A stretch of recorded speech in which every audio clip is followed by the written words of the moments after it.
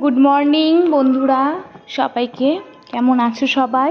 আশা করছি সবাই খুব ভালো আছো। আমরাও কিন্তু বেশ ভালো আছি। তো চলে এসেছি আবার একটি নতুন ভিডিওতে। তো নন্দিনী শব্দকথা চ্যানেলে আরও একটি নতুন ভিডিওতে তোমাদের সবাইকে অনেক অনেক ওয়েলকাম। তো আজকের বারটা হচ্ছে মঙ্গলবার। তো সকাল সকাল উঠে পড়েছি। দেখো দুদিন জানো তো শরীরটা একদম ভালো ছিল না। ওই যে তোমাদেরকে বললাম থাইরয়েড, তোমরা আমার গলার ভয়েসটা শুনেও হয়তো বা অনেকটা বুঝতে পারবে। তো তার জন্য ভীষণ শরীর খারাপ ছিল। ওই জন্য আমি কোনো ভিডিও কিন্তু কদিনে দিতে পারিনি। তো রাতে ঘুম হতো না। তো আমাকে তো ভিডিওটা শ্যুট করে আবার এডিট করতে হবে। আর তোমরা তো জানোই একটা ভিডিও শ্যুট করে এডিট করা, আবার ভয়েস ওভার দিয়ে সেটাকে আপলোড করা, সেটা করতে কিন্তু যথেষ্ট সময় লাগে। তো শরীর খারাপ থাকলে, ভীষণ শরীর খারাপ ছিল, তো সেটা আমি পারিনি।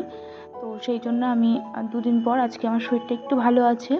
তো ভাবলাম কি বলতো, দিনকে দিন ভিডিওটা তোমাদের সঙ্গে আপলোড করতে করতে একটা ভালোবাসা চলে আসছে জানো তো। ভিডিও শ্যুট করে আপলোড না দিতে পারলে ভীষণ মন খারাপ লাগে, জানি না কেন। হয়তো বা দেখো আমরা কিন্তু কেউ কাউকে দেখতে পাচ্ছি না, তবুও তোমরা দেখো, এটাই আমার ভালো লাগে। তোমরা অবশ্যই আমাকে কমেন্ট করো, যদি কোথাও কোনো ভুল থাকে তোমরা কিন্তু অবশ্যই আমাকে জানিও। কারণ খুব একটা হয়তো আমি নতুন তো খুব একটা হয়তো বা গুছিয়ে কথা বলতে পারছি না, বা ভিডিওগুলো গুছিয়ে শ্যুট করতে পারছি না। তো তোমরা কিন্তু অবশ্যই আমাকে হেল্প করো। তো চলো আর কথা না বাড়িয়ে, দেখো আমার কিন্তু সমস্ত বাসি কাজ সকাল ওই 6টা নাগাদ উঠেছি। উঠে নিয়ে প্রথমে কি বলতো, যে মশারিটা দেখলে মশারিটাকে ধুয়ে নেব। মশারিটা না অনেক দিন ধরে আছে, ধোয়া হয় না। তো ভীষণ নোংরা হয়ে গেছিলো, তো সেই জন্য মশারিটাকে ভিজিয়ে দিয়েছি। আর আজকে যেহেতু মঙ্গলবার, মা মঙ্গলচণ্ডী করে, আমার শাশুড়ি মা, তো সেই জন্য ঘর বাড়িগুলোকে মুছতে হবে। আমার তো এই ওপরে দোতলাটা পুরোটাই মুছবো, সিঁড়িও মুছবো, আবার নিচে গিয়ে মার 2টো ঘর, একটা বারান্দা, সেগুলোও কিন্তু মুছে দেব। তো এই যে বিছানাটা গুছিয়ে, দেখলেই তোমরা, সুন্দর করে বিছানাটাকে পরিপাটি করে গুছিয়ে নিয়ে তারপরে এই যে ঘর বাড়িগুলোকে ভালো করে পরিষ্কার করে ঝাড় দিয়ে নেব। আর আগের দিন জানো তো ঘর বাড়িগুলো ভীষণ নোংরা করেছে, আমার ছেলেই বেশি নোংরা করেছে। এত ওই কাগজগুলো আছে না, কাগজগুলো এত ছিঁড়েছে। বাচ্চা মানুষ যা হয় খেলতে খেলতে, কি বলো তো, যতই তুমি না বাচ্চাদেরকে খেলনা কিনে দাও না কিন্তু কেন, তারা কিন্তু ওই খেলনাগুলো নিয়ে খেলবে না। দেখবে ওই শ্যাম্পুর বোতল বা দরকারি বা যাই হোক না কেন, এটা ওটা সেটা, রান্নাঘরের বাসনপত্র, সেই সব জিনিসের প্রতি ওদের কিন্তু ঝোঁকটা খুব বেশি থাকে। তো সেই জন্য আগের দিন রাতেই ঘরটা খুব কিছু কিছু কাগজ আর কি এখানে ওখানে ছড়িয়ে ছিটিয়ে ছিল। তো সেই জন্য আজকে ঘরটা ঝাড় দিতে একটু সময় লেগেছে, আস্তে আস্তে। আর আমি না অত হুড়পাড়াপাড়ি করে না কাজ করতে পারি না। তো একটু ধীরে সুস্থে করলে, আর আমার বড়রা বলেন যে ধীরে সুস্থে কাজ করলে নাকি সেই কাজটা খুব সুন্দরভাবে হয় আর পরিষ্কারভাবেও হয়। তো আমি যতটা পারি, আমার পক্ষে যতটা সম্ভব হয়, আমি আমার ঘর বাড়িটাকে ধীরে সুস্থে গুছিয়ে রাখার চেষ্টা করি, পরিষ্কার রাখার চেষ্টা করি, যাতে তোমাদের ভালো লাগে, যাতে তোমরা ভিডিওটা দেখতে ভালোবাসো। এবং অবশ্যই শুধুমাত্র তোমাদের জন্য অবশ্যই না, দেখো বাড়িতেও তো লোকজন, আত্মীয় স্বজন আসে বলো, সেখানে যদি আমি আমার ঘরটাকে নোংরা করে রাখি সেখানে কেমন লাগবে?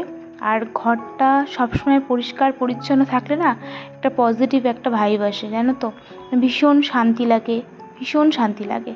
তো সেই জন্য যতটা পারি চেষ্টা করি। আর যখন পারি না, দেখো মিথ্যে কথা বলবো না, রোজ রোজ পারি না, কারণ সবারই তো শরীর।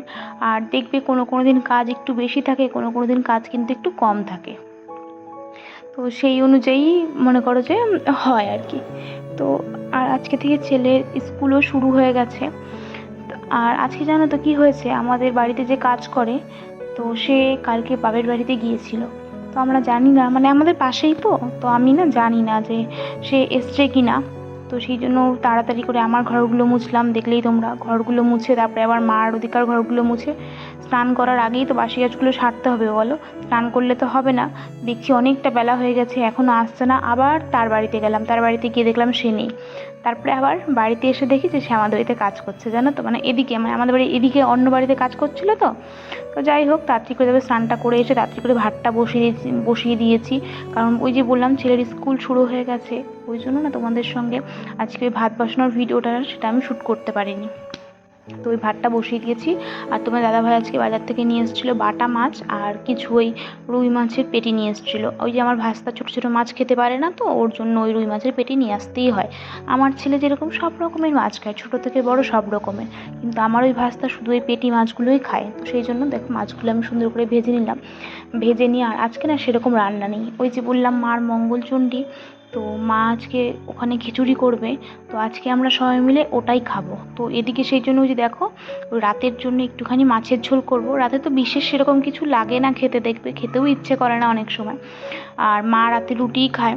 তো সেই জন্য ওই বাটা মাছ যে নিয়ে এসছে ওটা দিয়ে এই মাছের ঝোল করব, আর ওই আমার ভাস্তার জন্য একটা ঝোল করব।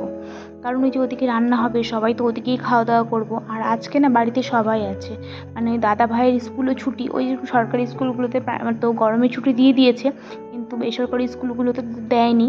তো সেই জন্য আমার ছেলে স্কুলে গেছে, কিন্তু বাদবাকি সবাই বাড়িতেই আছে। তো সেই জন্য আজকে সবাই মিলে খিচুড়ি খাওয়ার একটা প্ল্যান করা হলো। তো ওই যেটা দিয়ে আমরা পায়েস খাই সেই চাল আর মুগের ডালের খিচুড়ি একটু সবজি দিয়ে, মানে ভীষণ ভালো লাগে আমার খিচুড়ি খেতে, জানো তো।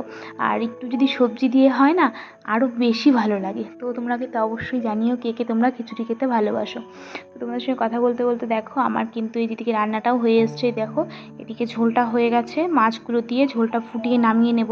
আর ওদিকে না 1 কৌটা চালের ভাত বসলাম। ওই যে আমার ভাস্তা আর আমার ছেলে ওদেরকে না খিচুড়িটা মানে দেবো না আর কি, খেতেও পারে না, আমার ভাস্তা তো একদমই খেতে পারে না ঝাল, আর আমার ছেলে যাও খেতে পারে কিন্তু ওকে না দেবো না, মানে বাচ্চা মানুষ তো এটা ওটা খায়।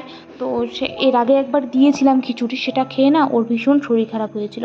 তারপর থেকে আর মুগের ডালের খিচুড়ি না ওকে আর আমি দিই না। তো সেই জন্য এদিকে দেখো রান্নাটা কিন্তু আমার হয়ে গেছে।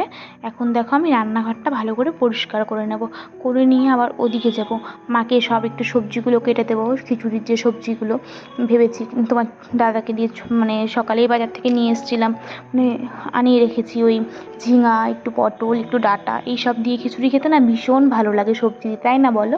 তো ওই সবজিগুলো কেটে দেবো। আর ভেবেছি মানে তোমার দাদাভাই আর কি না শুধু শুধু খিচুড়ি ও পছন্দ করে না, তো ওইদিকে মাকে ওই আলু ভাজা করে দেবো, আলু ভাজা করব, তো সেগুলোই কাটাকুটি করব।